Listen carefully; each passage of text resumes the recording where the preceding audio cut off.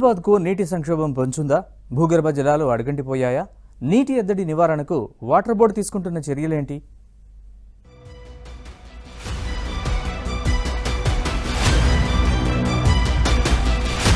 భూగర్భ జలాలు అడుగంటడంతో వేసవికి ముందే నీళ్ల కోసం నగరవాసులు ఆందోళన చెందుతున్నారు. పెద్ద ఎత్తున ట్యాంకర్లను బుక్ చేస్తున్నారు. గతేడాదితో పోల్చితే జనవరి నెలలో 50% వరకు ట్యాంకర్ల డిమాండ్ పెరిగింది. ప్రస్తుతం వేసవి ప్రారంభానికి ముందే 37% ట్యాంకర్ల డిమాండ్ పెరిగిందని వాటర్ బోర్డు అధికారులు ప్రకటించారు.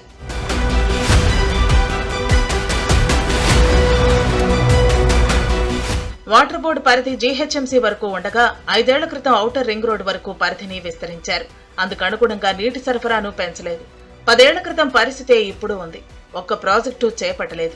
జీహెచ్ఎంసీ పరిధిలోని ప్రాంతాలకు రోజు విడిచి రోజు నీరు సరఫరా చేస్తుండగా శివారు ప్రాంతాలకు 3-4 రోజులకోసారి నీటి సరఫరా చేస్తున్నారు.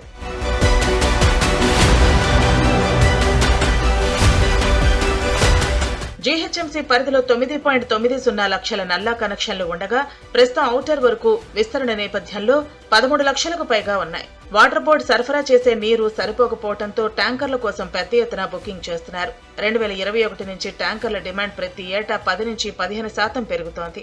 2021-22 వరకు ట్యాంకర్ల డిమాండ్ 32% పెరగ్గా 2022-23లో 19%, 2023-24లో 31%, 2024-25 ఫిబ్రవరి వరకు 35% ట్యాంకర్ల డిమాండ్ పెరిగింది.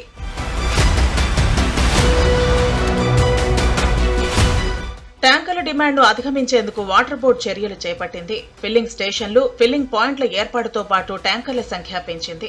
గతేడాది జనవరి వరకు 69 ఫిల్లింగ్ స్టేషన్లు ఉంటే ఈ ఏడాది మరో 10 పెంచారు. ఫిల్లింగ్ పాయింట్లు గతేడాది 93 ఉంటే ఈసారి వాటిని 123కు పెంచారు.